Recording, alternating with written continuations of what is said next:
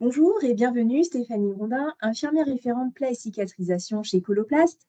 Je vous remercie de nous rejoindre en fait pour cette vidéo qui abordera le thème « Que connaissez-vous de l'escar ?» Dans cette vidéo, nous allons aborder les différents types d'escar, les stades, les causes, mais je vous invite aussi à visionner les autres vidéos si cela vous intéresse.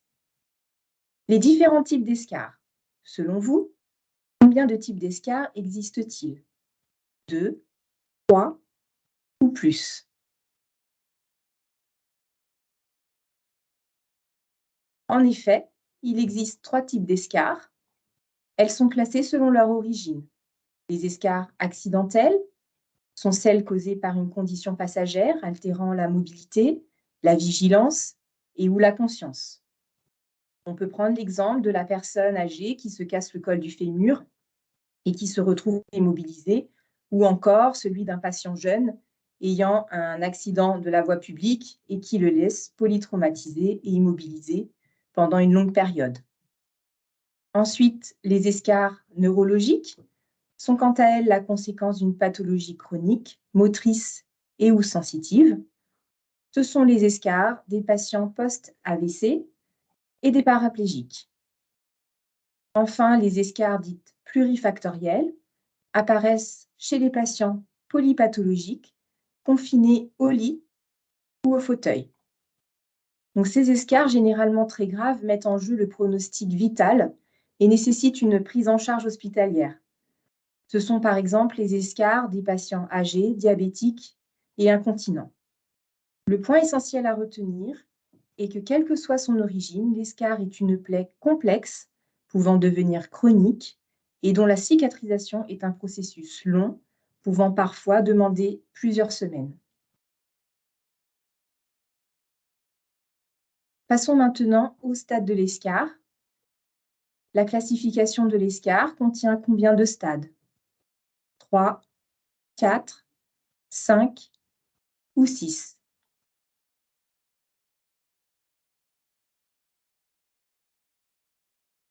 Donc, les escars sont classés selon 4 stades.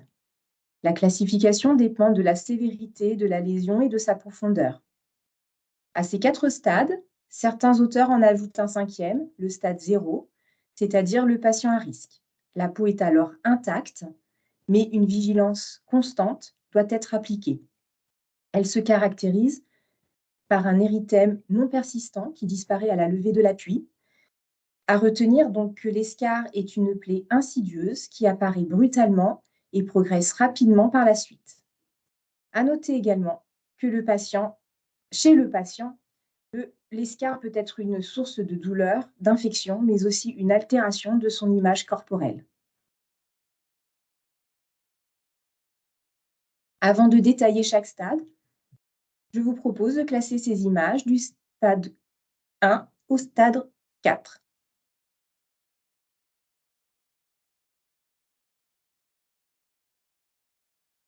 La bonne réponse étant D, A, B, C. La photo D qui représente un stade 1 avec une rougeur cutanée ou érythème. La photo A est un stade 2 qui se manifeste par une phlyctène ou déséperdymisation. La photo B, le stade 3 par une escar talonnière fibrineuse avec perte de substance. Et la photo C, un stade 4 avec une escar sacrée profonde. Maintenant, je vous propose de voir en détail chaque stade. Le stade 1 se manifeste par une rougeur cutanée ou un érythème sur une peau intacte, ne blanchissant pas sous la pression. À noter que pour les peaux foncées, le blanchiment n'est pas toujours visible. C'est un stade réversible si le dépistage est précoce, mais passera rapidement au stade suivant dans le cas contraire. Le stade 2 se présente sous la forme d'une phlyctène, d'une abrasion sèche ou déséperdymisation, sans fibrine ou échymose. Il y a une perte de substance superficielle au niveau de l'épiderme, du derme ou des deux.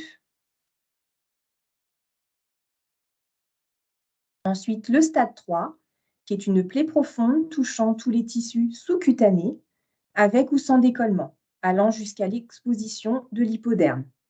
À ce stade, une plaque de nécrose peut recouvrir les tissus dévitalisés sous-jacents, d'où l'importance de retirer le capot nécrotique pour déterminer s'il s'agit d'un stade 3 ou stade 4.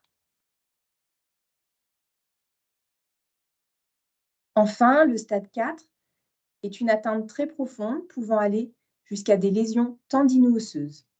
Certaines zones sont classées stade 4, mais sont superficielles car dépourvues de tissus adipeux, comme les ailes du nez, les oreilles, les malléoles, l'occiput.